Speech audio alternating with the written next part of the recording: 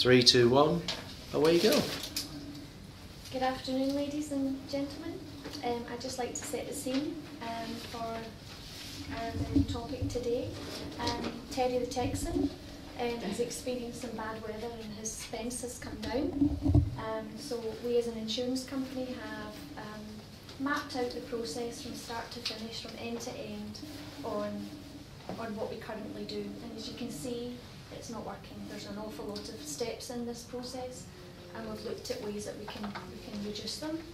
The yellow stickers signify the tasks involved that we're currently doing, and you can see from that there's far too many of them.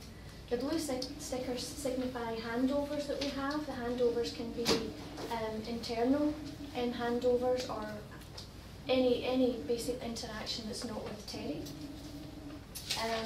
The pink stickers signify the moments of truth that we have, so this is with our interaction with Terry, which can be both physical and virtual. And the blue stickers are our business rules, and these are rules that we have in place that they can be organisational, strategic, and regulatory. Can't even say that word, but it's that word.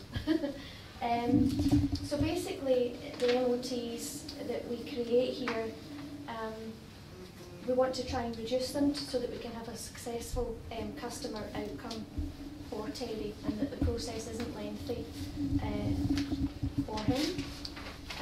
So our main objective here was to reduce things as much as we could, and to basically give Terry a more user-friendly and a successful outcome to his experience dealing with our organisation. Okay, so there are many reasons why this current situation is no longer tenable. As Margaret said, we used Terry's situation as a case study for the organisation. We looked at Terry's situation because we noticed that our current rate of customer retention was on the decline and it wasn't sustainable. So what we actually did through doing this process and looking at Terry's case study, we identified and highlighted the weaknesses, the pain points for us and the customers, and the unnecessary costs associated with unnecessary process. So we identified that we need to look at our options to meet the customer's needs and increase our revenue, reduce costs, and bump up our service.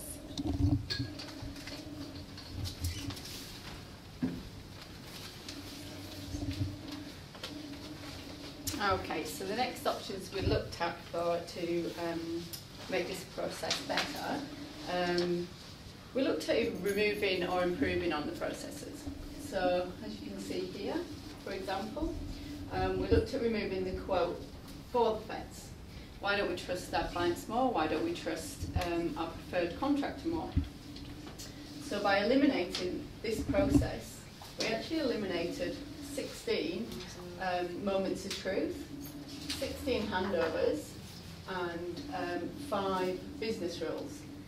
So then when we eliminated these processes, we went on to see what processes we could improve on as a result of these removals.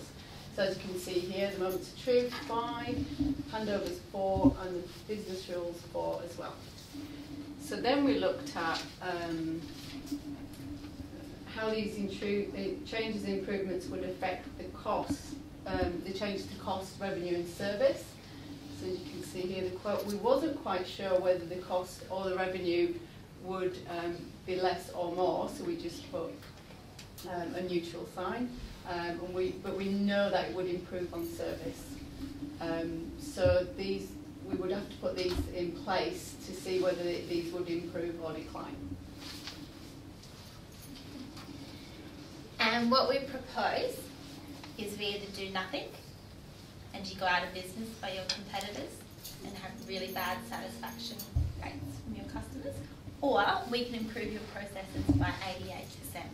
What would you prefer? 88%. So we would do this by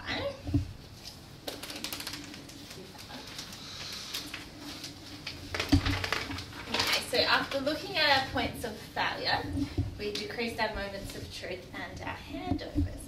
So we are decreasing the cost of our service that we're supplying to our customers, but still satisfying the need of our customer, which is peace of mind. And we did that by... Okay, so the so what does it look like from the customer's point of view now?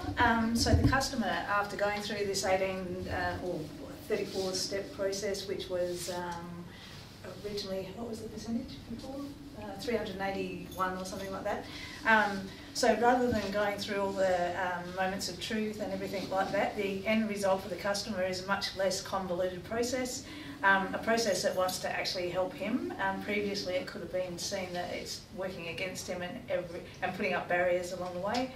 A process which makes sense because the insurance companies deal with broken fences on a regular basis. So what our end result was that Terry just calls into the insurance company now, lodges a claim. It's pretty much one phone call and the insurance company do the rest. And the remainder is, as I said, is processed through the insurance company and the repairer. We trust the repairer now because he's a preferred provider. Terry doesn't have to go and look for millions of quotes all over the place. He no longer has he no longer has to wait 18 days, and he doesn't have to wait for checks, and no longer has to take time off work. So it's pretty much a win-win for Terry all along the way. He has a good experience today, and he will likely recommend the insurance company to his friends, and then that's the bottom line for the insurance company. They increase because they have a good reputation. So it's an increase to like an increase in revenue and for the insurance company, and it's a increase in service for Terry. Well done, guys. Have a seat. The other team, you've got 2 minutes to confirm amongst yourselves, and you must come up with 2 questions, okay? So 2 questions to ask of the team.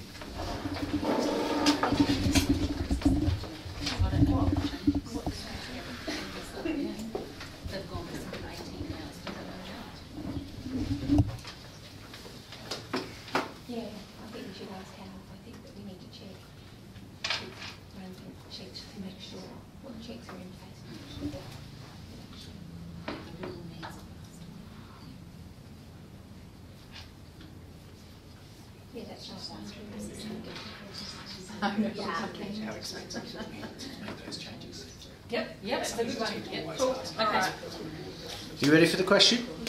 Guys, are you ready for the answer? So 2 questions, okay? Fire away.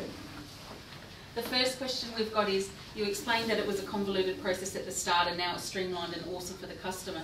You never actually told us what the customer's getting now. You just said it's awesome, but we don't know any of the steps that changed. What we actually said was that the customer only now needs to lodge the claim, and everything else is handled between the insurance company and the repairer. So he just pretty much lodges the claim and then just pays the excess at the end. Okay, so he doesn't have to go and find quotes. He doesn't have to wait for like approvals and things like that. He's sort of pretty much out of the picture. He just says, right, well, this is the problem. This is what I want. And then the insurance company take it from there. What have you done internally to make that change? I guess from the customer experience, that's great, but what? We've streamlined the processes. We have preferred providers for repairs and things like that. We've got like automated systems that lodge the claim online. Like, so when he telephones in, the system will automatically be populated. Yeah, so it's all automated in-house as well. So, and then the approved repairers are approved, obviously, so they don't need to provide quotes. They just go out and fix the fence. So how do you guarantee you're going to get customer satisfaction, because you haven't? Is that you've 2 taken questions him or out 3? of the. No, it's the same question, because I'm worried that you've taken the customer out of the process. Yeah. So how are you going to know that he only wanted a section of the fence fixed, or he wanted a whole new fence? That's You've all. taken him out of that. No, That's that's part of the first conversation. Yeah. So he calls, lodges the claim. This is what I want. Okay. Yeah, basically, yeah. So that was a long question number 1. Question number 2. Oh my God. How much are these changes going to cost our organisation? We have no money. That wasn't in the scope.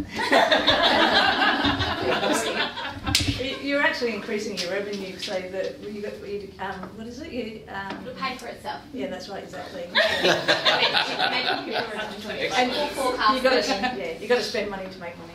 So. And then. Good, deserve your round of applause. Well done. I don't want to do it. You wait.